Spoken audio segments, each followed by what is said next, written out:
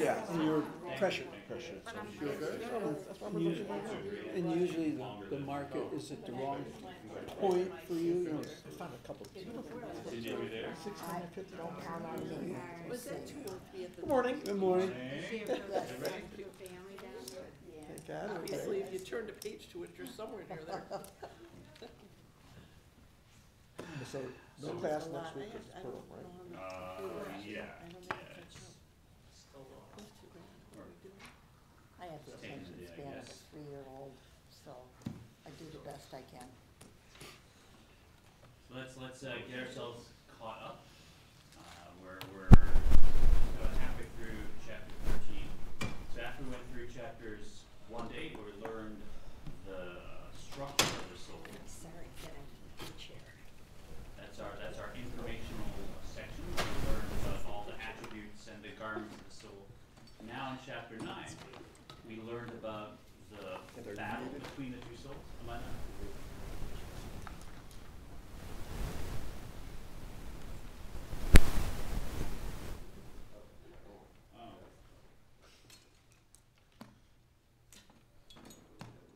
Thank you, Donnell. Yeah, so I hope you can hear me better now. So we learned the structure of the soul. Chapters 1 to 8 is what I just said. And now in chapter 9, we learned the battle between the two souls, that the divine soul is housed primarily in the brain, the animal soul housed in the heart. And we did discuss last week the midot, the attributes of the divine soul. That's not the brain, right? Chokhmah, Bina, and Dat of the soul is flowing through the brain. It is enclothing itself in the brain. It is using the brain as a piece of technology. But Chokhmah, Bina, and Dat, the intellect of the soul, that's not the brain. The brain is the hardware for the attributes of the soul to actually flow through and use. Uh-oh. I got was that not? I'm processing, that's okay. all. Yeah, because someone asked a question last week. I was thinking about it. And lest we equate Chokhmah, Bina, and Dat with the brain, understand Chokhmah, Bina, and Dat are aspects of the soul, and the soul exists before the soul flows into a body and gets a brain to work with, to have physical thoughts. So Chokhmah, Bina, and Dat exist in the soul, they exist in the cosmos, disembodied. They are attributes, and you can only project them in an abstract way. I think the confusion was that intellect, confusing intellect and brain as being the same. That also, yeah. So we describe the intellect of the soul. Intellect as an abstract thing. Right. Is the capacity to express intellectual ideas in thoughts through a brain, however, right?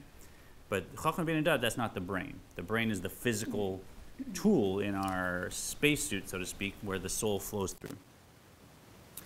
So we looked at the battle of the two souls, the animal soul mainly in the heart, and that they're always fighting it out, and neither wants to give up. Then in chapters 10 and 11, we looked at the different levels of a tzaddik, different levels of a rasha. Hey, hey, good morning. Come on in, come on in. How are you? Good, how are you? Here, can I pass these to you? Wonderful to have you. Yeah? I don't know if you've been following online at all, or this is Brand new. brand new. Welcome, come on in, come on in. Oh boy. After class, let me direct you to, there's a YouTube video that summarizes chapters 1 to 8 in one class. That may be good to watch. This is great right here. I'm going to clear this away for you. Welcome.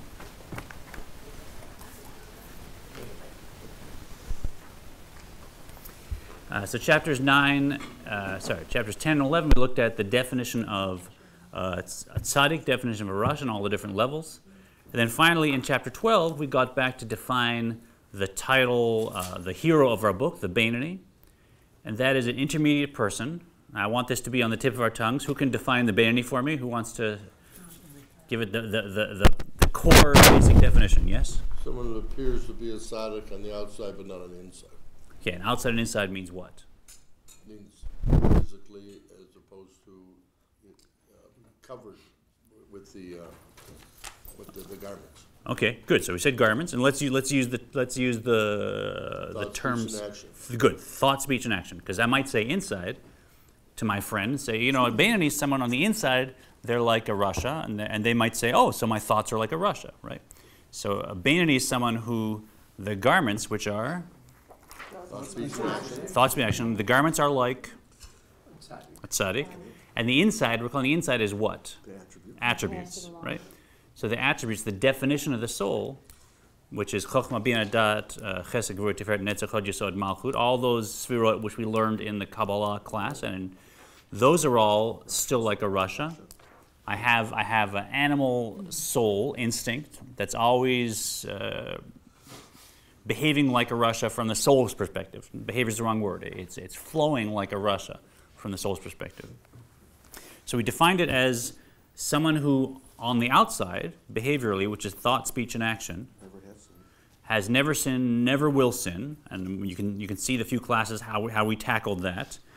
However, on the inside, they're basically like you and me. They always have wise ideas, self-centered instincts. The one place where the Beinoni actually experiences a reprieve from that struggle of my heart says I should eat the brownie on Pesach, and my divine soul says no, wait till after Pesach, and there's a struggle. The one time they're reprieved of that is when they're praying. So there's moments in the morning during the Shema, during the Amidah, when the Beinoni, although the left side of his heart still has a nefesh b'amit, still has a self-centered instinct in it, that instinct is just overcome by this love that's created in the right side of the heart.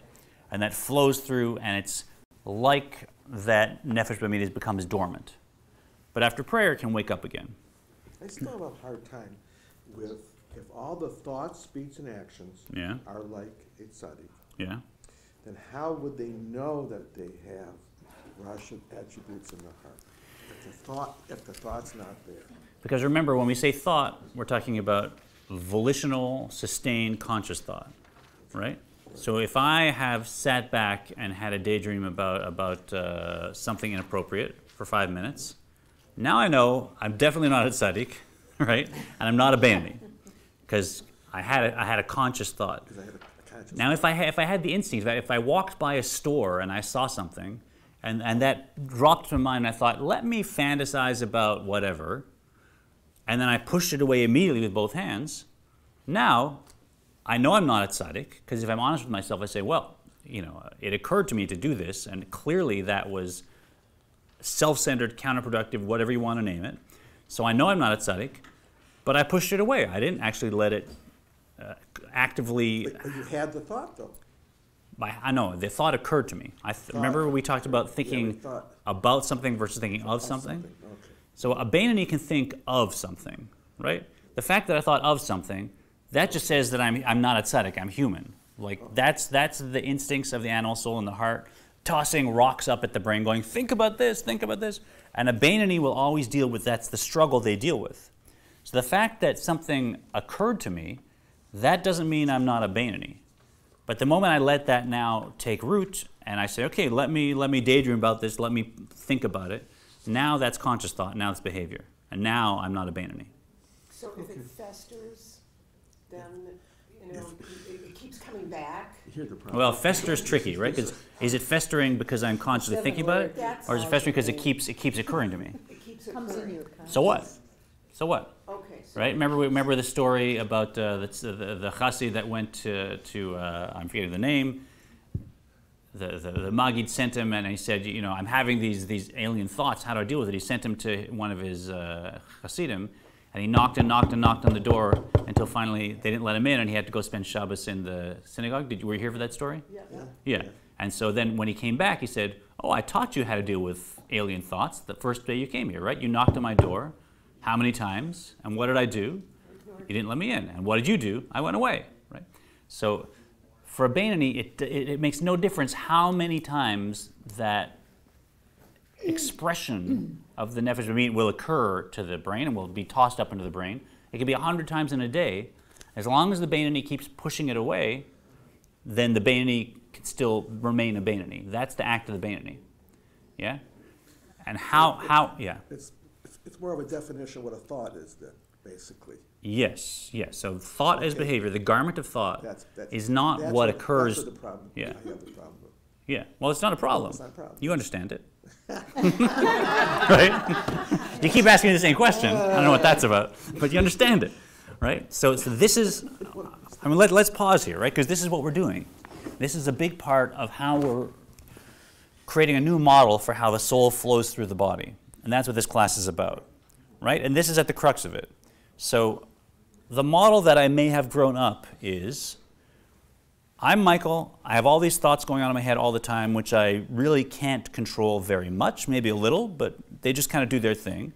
And then I try my best to say and do things that are what I think is appropriate, sometimes despite the stuff going on in my brain.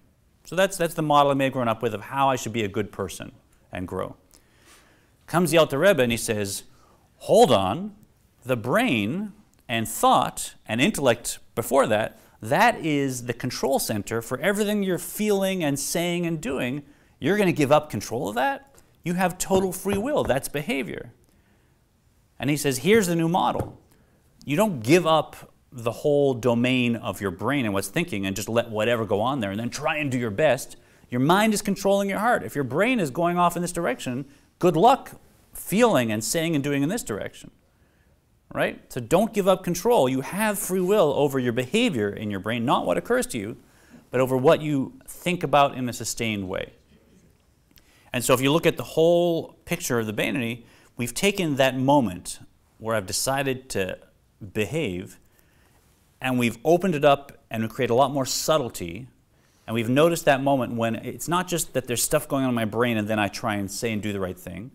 It's that before anything actually becomes a sustained volitional thought in my brain, something else has happened. And that something else is I have two souls, an animal soul and a divine soul. The animal soul is just coming up with ideas all the time, surprise, surprise. But before I actually even think about that idea in a conscious way, I have a divine soul that can also give its opinion if I let it, and that's where I'm learning to apply my free will. So free will is not trying to say something even though I've been thinking the opposite all day long. Free will is before I even decide to let something flow through my brain in a sustained way, I'm going to say, the divine soul gets to say what it thinks too, right? My quiet, still small voice gets to say, you know what? Maybe don't go down this path. Maybe don't fantasize about this conversation. Maybe don't, you name it. And as long as I put that on the table and I've expressed my free will, we learned there's a third judge that is the light of the Ein Sof, that is actually in my divine soul, and that will always favor the still small voice. So now I've changed the whole model of how I'm flowing as a soul through consciousness. Thought is not something that just happens out of my control. Thought is something that happens after my free will. And I'm in a space where there is a compass bearing, right? One of my two souls has the light of the Ein Sof, of the infinite flowing through it, and that light has incredible power to overcome any kind of darkness. So that's our new model for how we behave. It's our new model for where we apply free will. And that changes how we flow through our body, because now thought is behavior. And if you do this in a sustained way, you find you can now start to guide things like emotions that seem just trigger happy, and guide things like speech that seem to just kind of go off when I'm triggered, and guide behavior. Because, as we said, the mind controls the heart. The mind is the central controller. It's like, if you want a metaphor, it's like I found a burst pipe in my house, and now the basement's flooded, and I want to fix it. Well, what's the first thing I have to do? Turn off the water, right? And then fix the pipe, right? And if I don't realize there's a burst pipe, if for some reason I don't realize what plumbing is, right? And I try to empty out the water and fix it, how much luck am I going to have? Not much. And if I say to myself, you know what? It's not in my control to fix burst pipes. That's just, you know, people can't do that. I'm just going to make do and live in this house, right? What's that going to look like? Well, we never go in the basement because it's always wet. If we have to bail it out quickly, and then we grab the soaking stuff and bring it upstairs, and, you know, it's always, and there's mold everywhere, right? If I don't think I can fix the pipe, living in that house is going to be a totally different experience, because the pipe is the cause and the water is the cause. Same thing. The mind is the pipe, and the intellect is the water, perhaps, if you want to go in this metaphor. If we don't actually get free will over that, then the rest of the system is just going to be stuff flooding through, and you're always going to be just bailing, right? We want to have free will over the mind itself. Is it fair to say that, okay, so you go along with your thought, speech, and action, you're in control, and something all of a sudden flips into your consciousness Yeah. that you didn't expect? Yeah. The 7-layer cake Oh, yeah. calls your name. And so isn't that kind of, but you push it away. Yeah. So isn't that kind of like what happens with the bait? Is that, I'm asking? That is exactly it. Okay. That's exactly it. Yeah. Just some, And all day long, Some that's really, thought, that's all all that everything is. is. Everything that occurs to us, it's an A, B scenario, and there's always what the divine soul would respond with, and always what the animal soul would respond with. And once you make that choice, everything else flows from that, whatever it looks like. Okay, answer that question. I won't ask it ever again. not until next week. You know the answer, right? And we learned the brain rules the heart. And then chapter 13, we start to look at one of the questions raised. And I'm sorry if this is going quickly. We're reviewing the past 4 chapters. So, like I said, we can talk after answer questions, and there is a 1-hour kind of overview of the whole beginning that we've gone through. So I'd love to catch you guys up. So chapter 13, we looked at what it means that the Beinoni is judged by both souls. And that's where we got that model where when we say judge, we don't mean controlled. So I have 2 souls, is what this text is telling me, what Kabbalah tells us. The animal soul that's thinking about me, and the divine soul that's thinking about you. Pretty much, right? So each of those souls will judge a Beinoni. A Rasha, a self-centered person, is judged by their animal soul. They're pretty much thinking about themselves. A tzaddik is judged by their divine soul. They're thinking about you. And a Beinoni is judged by both. But judge doesn't mean controlled. It's just that the animal soul will give its opinion. I can sit there and look at that opinion and say, okay, that will create one reality. Now I can ask the divine soul to give its opinion. If I give it time, if I don't just let myself react to the world around me without a moment of pause, the divine soul puts its judgment on the table. And now we don't know who's gonna have control of thought, speech, and action. Finally, if I let it, then the divine soul, the light of the Ein Sof, comes in and says, please, the divine soul's choice. And then I become a better person in the next act, thought, speech, and action. Right. And we looked at what it means when in the oath at the beginning of our text we learned that we should try to be a tzaddik, but even if the whole world says I'm a tzaddik, consider myself like a Rasha. Right? Tzaddik is a saintly, righteous person. Rasha is traditionally said like an evil person, but we're just calling it tzaddik anyone with any self-centered drive left, even in a subtle way. Yeah. So try to be a righteous person, but even if the whole world says you're a righteous person, think of yourself as a self-centered person. And the Alter Rebbe says it's not confusing if you realize he's just saying think of yourself as a self-centered person. Right? So we're like a Rasha in that our attributes are still like a Rasha, but we're not an actual Rasha in that our thought, speech, and action are now under our free will, are being guided appropriately. And on the outside, as you said, we would appear to be like a tzaddik to the whole world, like a righteous person. Even everything I think, if from Rabbeinu, from the Tanya, everything I think is basically altruistic, other-centered, doing great Jewish things, etc. And then the last piece we looked at was the Alter Rebbe, without naming them, actually goes through a few levels of a Beinoni as well. So the second level of Beinoni was a Beinoni that's not like most people having to go out in the world and work and deal with struggles and temptations, but rather a Beinoni who studies Torah all day and doesn't have that many, he's got a sort of doesn't have as many distractions, call them.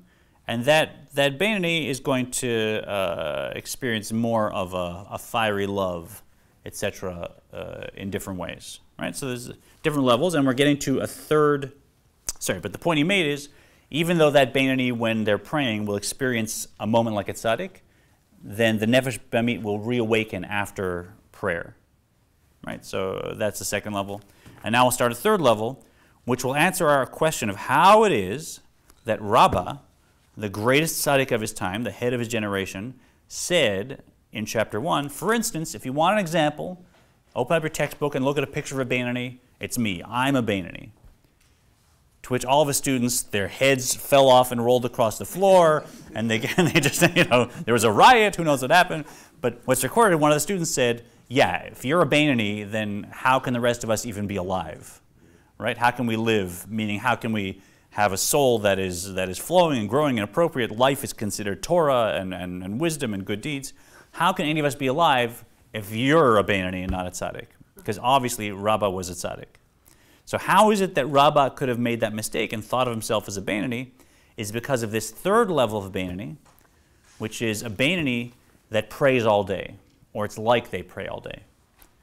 So that moment when the Beinoni says the Shema and the Amida, and now the left side of their heart is just still and quiet and dormant, and the right side is full of love of God that's overflowing and spilling into the left side, and they're just inspired, and they feel like a tzaddik, it's possible for that to stretch out the whole day, either because you really pray for a long time, and there's times in the Hasidic tradition where certain Hasidim would basically get up and start Shacharit, and then go straight to Mincha after that many hours, and then go straight to Mariv and pray the whole day, and just have a sip of something in between. Water, I hope, right? But that does exist, but also the sense that once you've gotten that level of inspiration, somehow you can sustain it through the whole day.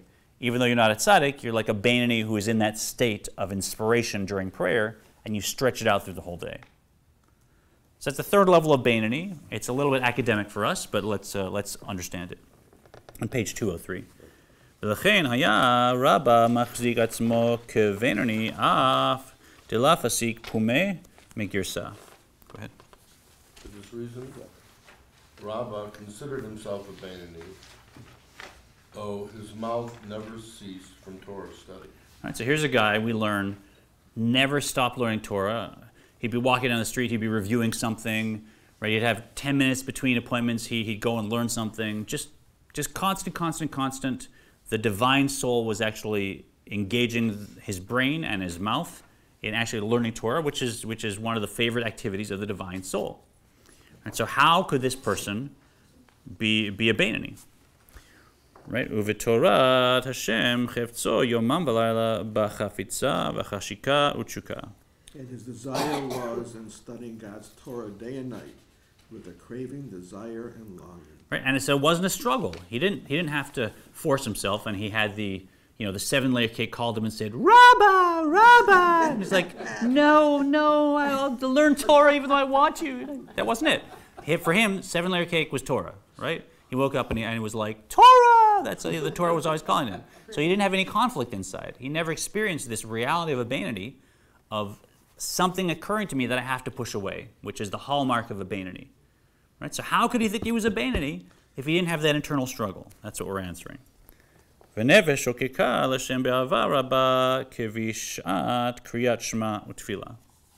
soul yearned for God with overwhelming love, such as that experienced during the recitation of the Shema and the Amida. Go ahead, during. During prayer, as mentioned above, the Beinoni's heart is aroused to a love of God so passionate that he does not feel the evil of his animal soul at all. Rabbah, however, experienced this arousal of love not only during prayer, but throughout the day.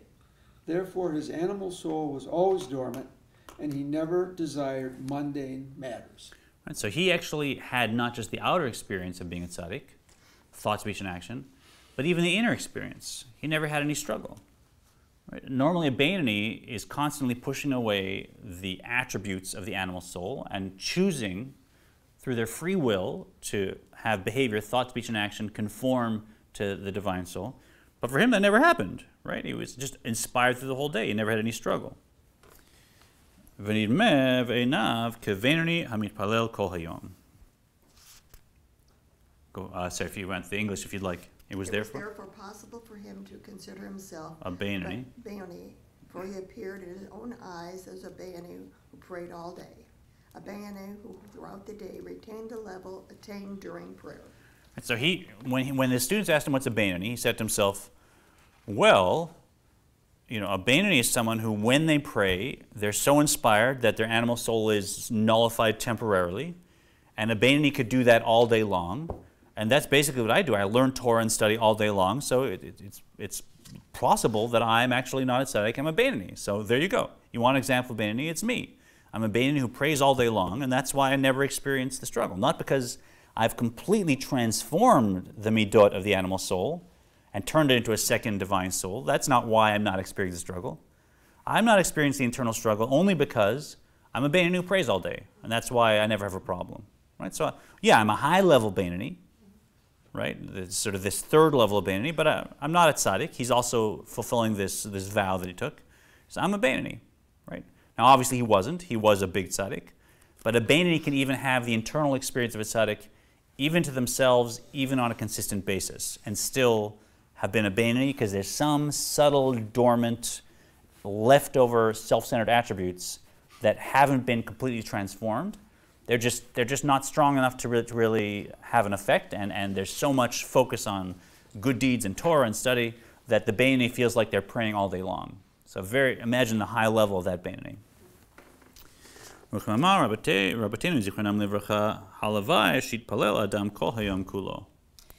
indeed our sages have said, would that a man pray the whole day long. Such a Beinoni is constantly ablaze with the love of God, and consequently his desire for evil is always dormant, as explained. Therefore, the absence of any evil desires did not conclusively prove to Rabbah that he was a tzaddik. It was still possible for him to maintain that he was a Beinoni who prays all day long.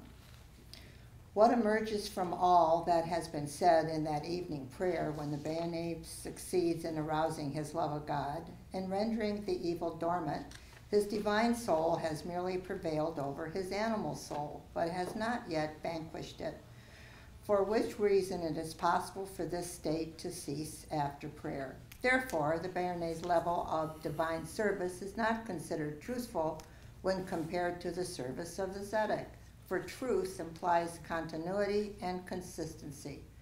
The Alter Rebbe on to explain that nevertheless the Beinoni's love related to his standing is considered a true form of service. So transition here. Now we're going to the last section of this chapter. And here the Alter Rebbe is answering a question that would probably occur if you imagine being a student of the Alter Rebbe and you devoted your whole life to Judaism and Torah and mitzvahs and learning and improving yourself, and that's all you had, right? I mean, you were a poor peasant. There was no upward mobility. This was all the value you had in your life. You know, life was pretty tough physically, and there wasn't a lot of joy, but that was your identity. I'm a good Jewish person. I'm growing. I want to learn how to be a tzaddik. And then you come and you're learning with the Alter Rebbe. He says, you know, not everybody can manage to be a tzaddik, but you can be a Beinoni, right? If you can be a Beinoni, then you're still serving God, right?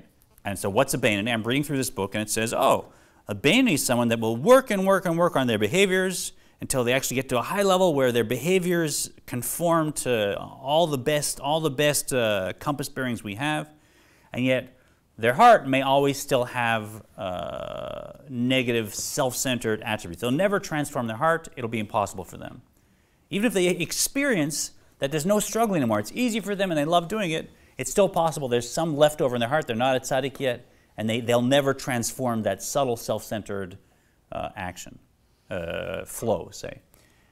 Now, this serious person, this serious student, he or she may well ask, well, then what am I doing here? If all I'm doing is faking it, if all I'm doing is controlling my behavior, and the inside I've never changed who I truly am, I've never become a truly good person throughout, then what's the point? This isn't true service. This isn't true avoida. That's what the word we call for service. So what am I doing here? Like, can I never get to the point where that's who I really am?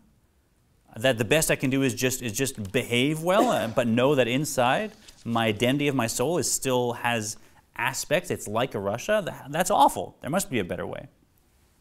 So here the Alter Rebbe says, he actually gives two answers to that, right? And they're two opposite answers. The one answer is, yes, as a Beinoni, the best you can do is nothing compared to a tzaddik, right? It would be horrible, it's fake, it's a failure, it's just totally self-centered, and from a tzaddik's perspective, what you're doing is not true service at all, not even close. However, there's a funny thing about truth, is that truth exists at every level. And at every level it creates a core at that level, which is the truth of that level. And so, although for a tzaddik, your service isn't true service, because truth has that ability to descend to every level and create an essence and a core at that level, which is truth for that level, for the essence of that level, your service is still true service.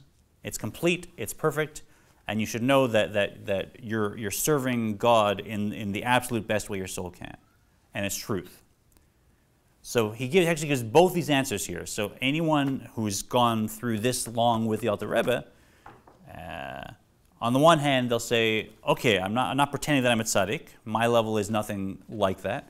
On the other hand, what I'm doing is still true service, just like a tzaddik is doing true service. So let's just look inside.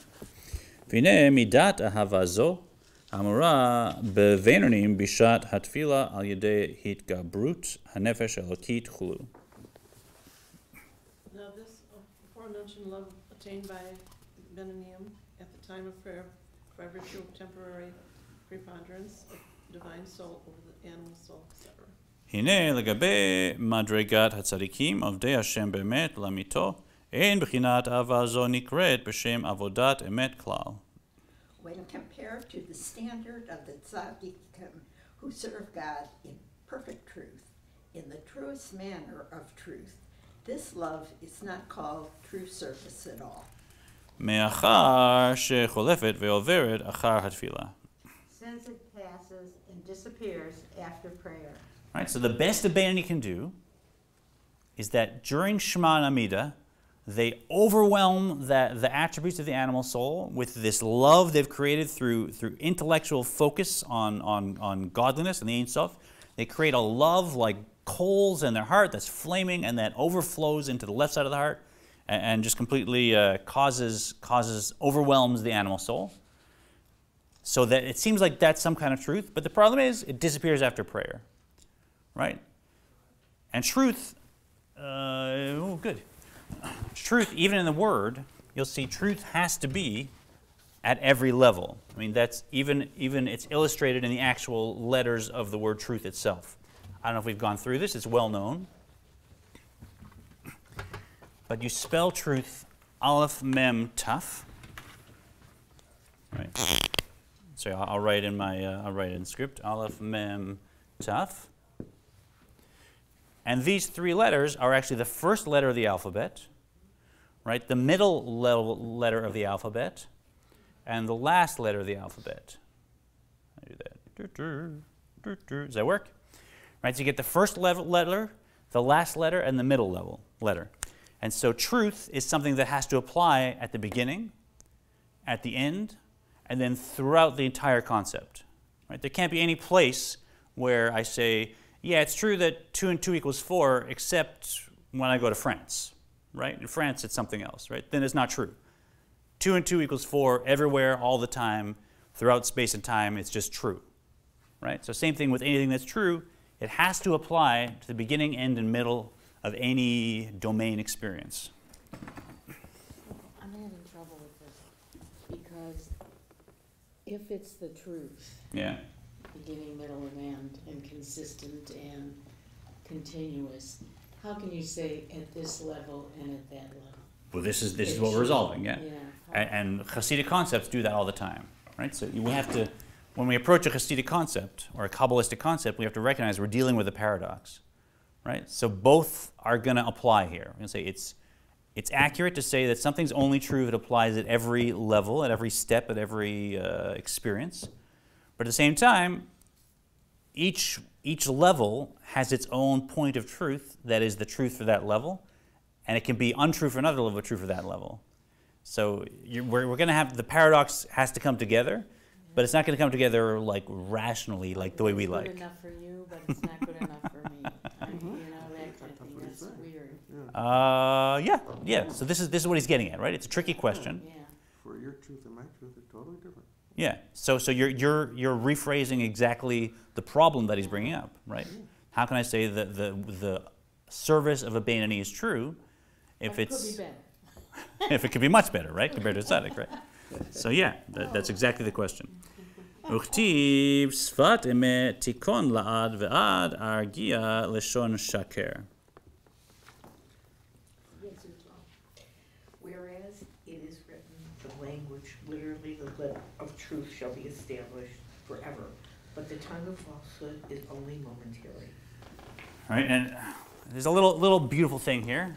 If you take the two words emet and shaker, sorry, my scribal work is not so good here, but let's look at both of them now. All right, so the word emet, right, I'm drawing these mems. Emet, thank you. And then shaker, I'll put down here. Oh, it's different. Sorry, there's a different letter. Never mind. I was going off somewhere. Never mind that. There's a different word that, forget it. So the tongue of falsehood, the tongue of a lie is only momentary, right? Something that's true is going to apply everywhere. If it's not true, then there's some place where it doesn't apply. Let's leave it at that. Thus, The term truth refers to something immutable, temporary, and passing are not considered true. The same applies here as well, since the Benoni love of God is felt only during prayer and disappears afterwards and does not measure up to the true sense of truth, the perfect truth obtained by the Tzaddikim. all right, sorry. It is good. It is good. Let's do this. So the word sheker looks like this: shin, kuf, up, and resh. So what do you notice about the base of each of the letters in emet? They're all open. They're all open. So if this were standing, what would it do? It would just stay where it was, right? If this were standing, what would happen? Stand steady. And this too. Each of them has a base that's solid. Look at these three letters. If this sheen were standing, what would happen? And the kuf and the resh. Right? So you notice even in the letters, the three letters that make up truth, they all have a wide base. They can stand. And the whole word, if you actually built it out of a material and put it on the ground, it would stand steady. The whole word sheker, if you built a model physically and tried to stand it up on the ground, you're always be holding it up, right? It doesn't stand on its own. So even the actual shape of the letter shows you truth is something that can stand on its own no matter what. Truth isn't afraid of being questioned and probed and being in this situation or that situation. It's true. Sheker, a lie, you're always going to have to be doing a little dance of rationalization to try and think that it's going to stand up. But the moment you stop the rationalization, the thing topples. So They say little lies have short feet, you can't get very far on them. That's good, yeah. ואף על פי כן לגבי מדרגת הבינונים, נקראת עבודה תמה באמת לאמיתו שלהם. Yeah, go ahead. Nevertheless, in relation to the rank of the Benoni, Yeah, that's right. this level of love is regarded as a truly perfect service in terms of their level of truth, i.e. the level of Benoni. So despite this reality, that emet has to apply at every level, it has to always be true, still, this is a Benoni's perfect service. For a Benoni, this reality of controlling my thought, speech, and action, even though I never transform the attributes of the animal soul, that is perfect service. It's an absolute expression of that emet at the level of the Benoni. Ish ish kefi madrigato b'madrigat habenonim. In each man, relative to his standing in the category of the Bayonim, for as mentioned earlier, the rank of Bayoni is subdivided into many levels. Right, so and here he alludes to that the Benoni also has many levels, as we've looked at. So each person, in relation not just to being a Benoni, but to their level of a Benoni, also has their true service, where for one, it's that they control thought, speech, and action. For another, it's that they're full of love when they're praying. For another, it's that they're full of love all day long, as if they're praying all day long. Each person individually has their level of service which is the core of truth at their level. And they can get to true service, even though from Tzaddik's level or a higher level Beinoni's level, that's not true service at all. Is there a true service for the Russia? Yeah, he doesn't talk so much about the Russia, so I don't know how to answer that. I mean, we have our own work, and when we make accomplishments, there's benefits that in some ways a Beinoni can't even have, right? In terms of tshuva. So, just off the cuff, I'd say the true service of a Russia has to do with tshuva, right? With repentance, which is something that a Beinoni can't do, right? Because the Beinoni never thins in thought, speech, and action. Yeah? That's good. V'hareini koreh be'avatam shebitfilatam gam kein sfat emet tikon la'ad. Their love too, which they possess only during prayer, I term the language of the truth which shall be established forever. Their love is true and permanent, though manifested only during prayer. All right. Thanks so much for coming. Thank you. I'll see you Sorry, soon. have to walk out. No worries, no worries.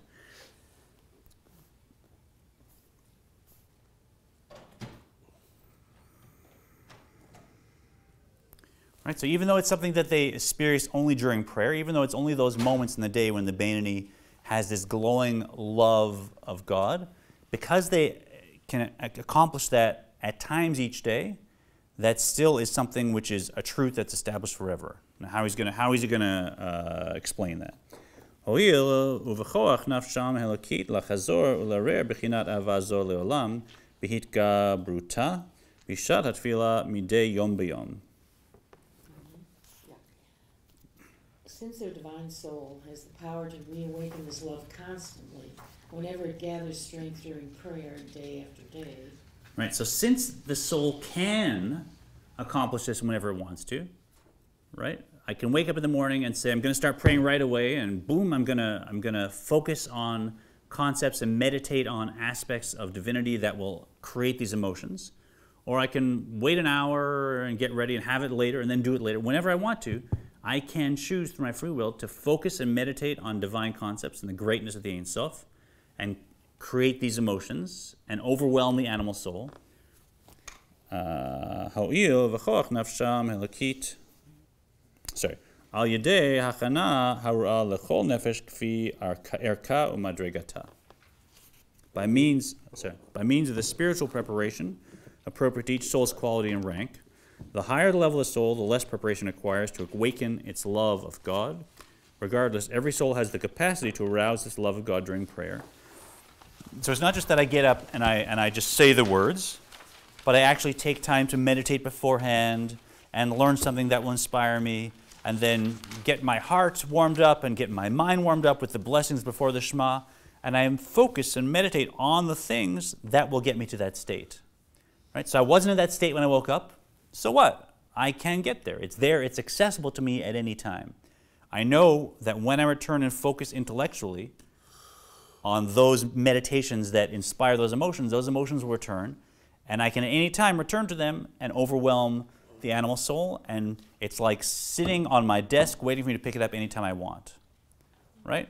So if I need a calculator to do my work, well, I'm not on it all the time, but whenever I need it, I just reach for it and I do my computation and it's done. Right? So I'm able to do those calculations anytime. That's a tool that's there for my disposal, it's at my disposal. And it's truly mine. It's my tool and I have access to it. That creates a level of truth where all my calculations will be accurate and true because whenever I need it, I can reach for that tool. There's a level of truth in that. So that's the relationship of the Beinoni to that love, is that it's not there all the time, but the Beinoni has the tools, and whenever the Beinoni wants, the Beinoni can re-inspire it. It's always there at its disposal. Russia doesn't have the tools? No. Russia is overcome by the animal soul at times, and therefore behavior, thought, speech, and action of the animal soul actually expresses. So when my animal soul is expressing, definitely I don't have the tools to overcome it. I haven't been able to say, whoa, look what occurred to me. Let me reach for my tool. Let me focus and meditate and make sure that I overcome the animal soul. So the Russia, it's not that the Russia doesn't have moments of inspiration during prayer. Is that your question? Well, he said, you know, the Beinoni has these tools and they can reach for it at any time, but the Rasha doesn't. Right. The Rasha, on the one hand, the Rasha can't create inspiration to control behavior enough so that the animal soul can't ever express. On the other hand, So it's a matter of a Rasha may have moments of inspiration in prayer, like a Beinoni, but they can't do it whenever they want each day all the time. Right? For Rasha, it's like you're at Temple Israel and it's so beautiful and you just, you know, you focused and you have this moment where you're just another person and then the world is one, and we can experience that as a Rasha, but we can't experience it every day by our own devices, by our own tools that we've created, no matter what. Wake up in a bad mood, doesn't matter. I'm still going to get myself to that point every day. Right? That's the truth of a Beinoni. A Rasha does not have that. Tzaddik doesn't need that because he's... Right, tzaddik lives like that all the time, right? So for tzaddik, you're talking about this Beinoni, saying, "Oh, good, you know, you have it for 10 minutes in the morning. Wow, you know." And then you go out and you think this occurs to you and that, and whoa, that's service, all right. You know, that sounds like I ruined my life, right? So yeah, let's look at. So we've explained this. Let's look at the very last paragraph here, which does look at this paradox we're looking at. Since this is so in all the myriad levels of the spiritual worlds, right? Truth is found on every level, from the very highest to the very lowest, and since the lowest levels are incomparable to the highest, how can it be said that the lower grades possess truth? We must say, therefore, that the term truth is relative to the level on which it is found, that each grade has its own core of truth. Things are true if they agree with the essence of their own level, and untrue if they do not. They do not need to agree with a higher level to be considered true. Right, so each level, the tzaddik, the Beinoni, the Rasha, each level has its own essence, its own core, and their behavior and their service has to agree with the core of truth on their level, but it's one truth, even though it manifests on every level somehow. Truth has the ability to express on one level, and then another level that's a whole other dimension, a whole other level, it can still express on that as that level's core and essence, and then a lower level as the next core and essence, and it goes up infinitely, infinitely. So we want to stop thinking in a linear way about truth, that truth is just, it's this one experience that goes from one end to the other and it applies to everything. We want to recognize there's a whole other world with a whole other range that has nothing to do with this world, and truth needs to express in that too, right? And the world of a Rasha and the world of a Beinoni and the world of a tzaddik, they're different worlds. But truth actually gets to the essence of all of them. Even though from my limited perspective as a Rasha, I think, how can anything be true? And how can a Beinoni's truth be like a tzaddik's truth? Still, truth transcends those leaps from one level to another. And it finds the core and essence at every level. So it's not a linear concept we're getting at. Is it a vertical concept? If you like. But, so there's a piece from the Torah that we need to know for this next section of how the Mishkan, how the tabernacle was assembled. It was this big tent, right, with walls all around on three sides, two long walls and then a shorter wall here, and they had posts with stands, and then they had one rod that would go through the bottom, chick, chick, chick, like that, or rods that would attach to each other. They had rods that went through the top, right, chick, chick, chick, chick, chick, chick, chick. It's all connected. And then there was one rod that went through the entire middle. There was a hole through every one of the posts. And this one rod went all the way through, all the way around. And this rod was miraculous. It was one of the miracles that happened in the tabernacle, along with the ark not occupying any space, if you've read that. All kinds of crazy things were just very mundane in the tabernacle. It was a very holy space. They had this one rod, and I forget the measurements. It was 100, 150, something like that. So the rod would have been 250 amos long. And although it was a straight rod, it went right in this side. And then when it got to the end, it did a miraculous turn, although it was a straight rod, and went through this side. And then again, did another 90-degree turn and went back through here. And they just kept pushing the rod through, and it went all the way around until it came up here. And it went through the middle point of every one of these posts, right? Even though it wasn't three rods, it was one rod. Somehow, when they were assembling it, nature changed and it was able to just go through the center of every post, even though you had this reality, and then this reality, and then this reality. So you should have had 3 different rods, right? But no, one rod went through the center of every post. So keep that in mind as we're explaining what truth is.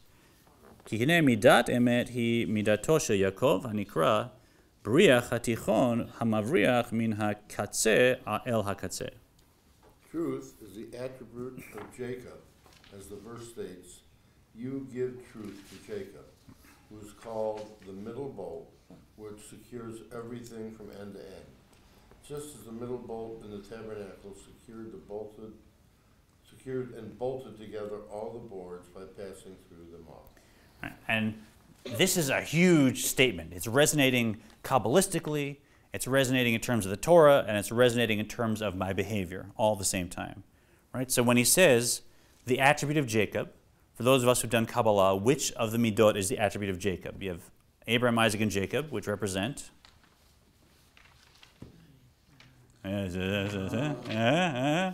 Maybe hint the first one's Chesed. Abraham's Chesed.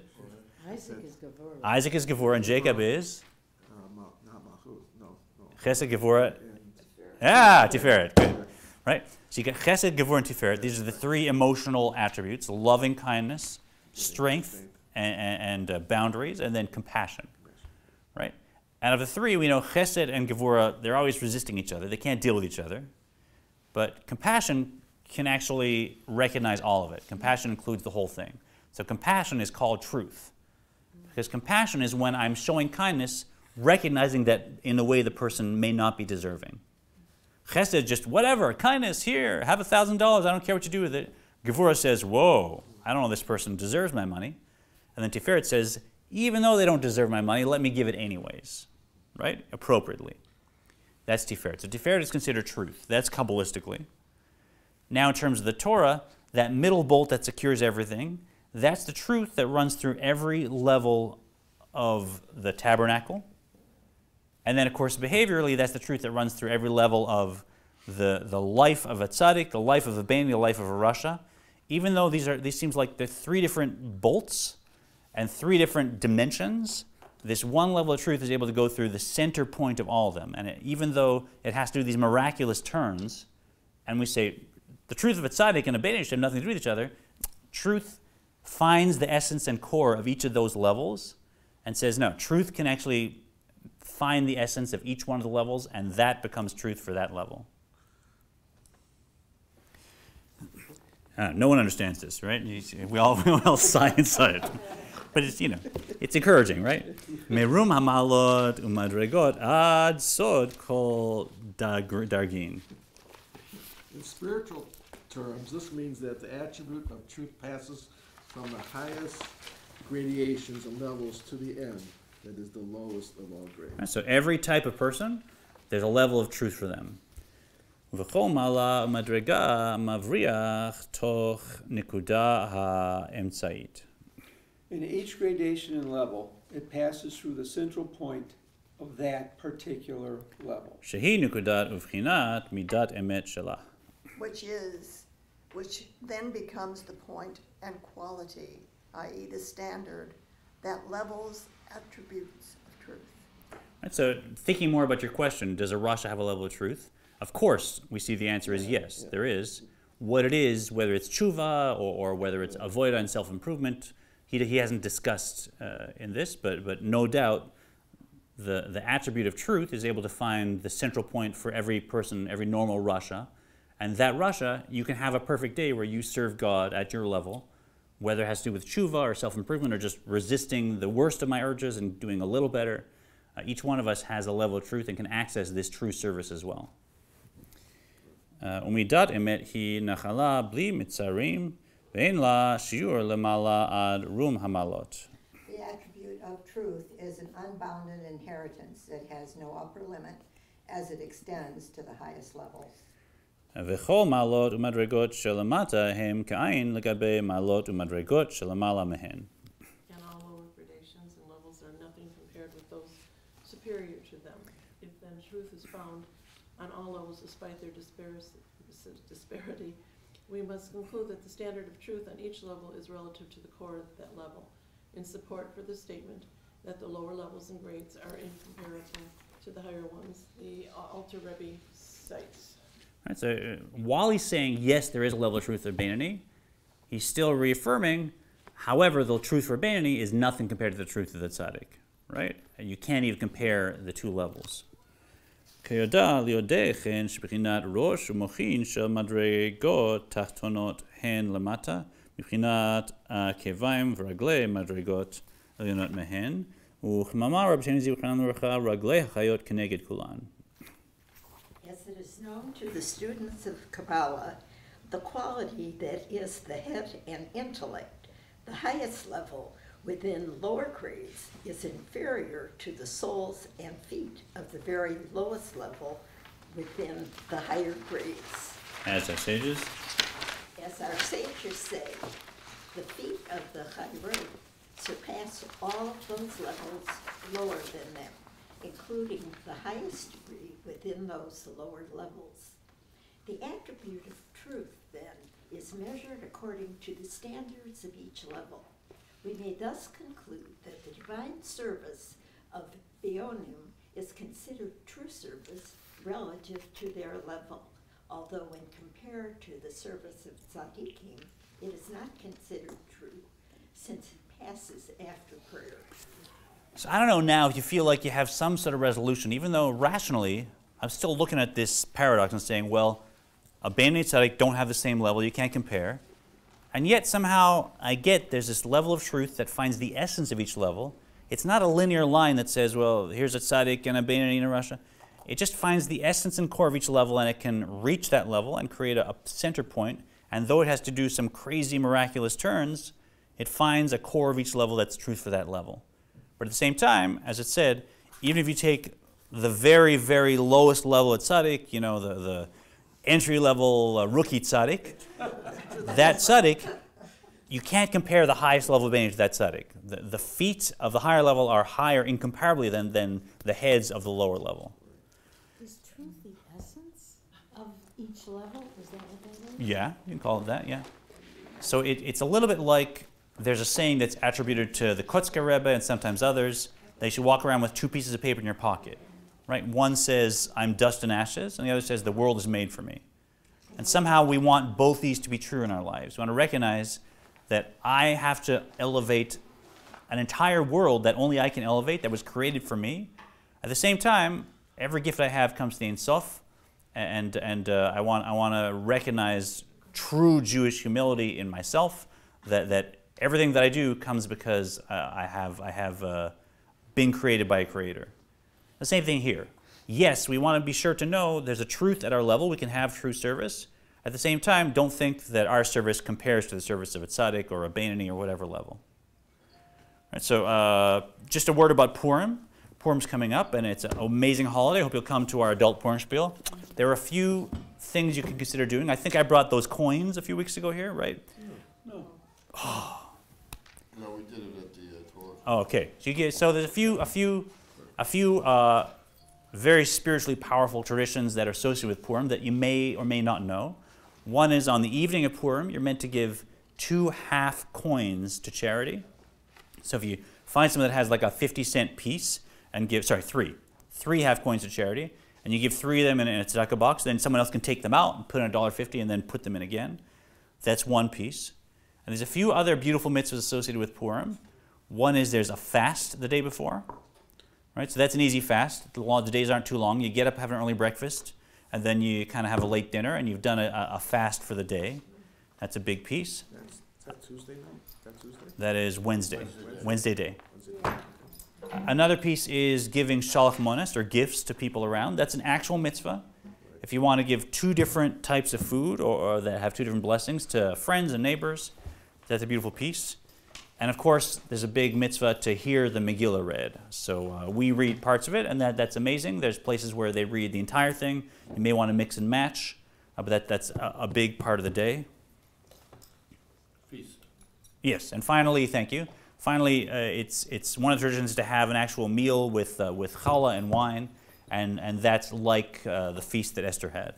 So I know that we think of Purim as a kids' holiday where the kids kind of dress up and dance around, but it's really a very, very kabbalistic holiday. Said one of the holidays that were made even after the Messianic era that Reform Judaism projects. Purim will remain when many other holidays will be gone. And so if we take just a few of these pieces and add them on, we can enjoy the holiday in the way our divine soul would really project. Okay. Any questions? Let's gather together, even if there's not questions. I want to hear what you guys are interested in, okay? Yeah, give me a few minutes. Thanks, guys. Well, yeah, no.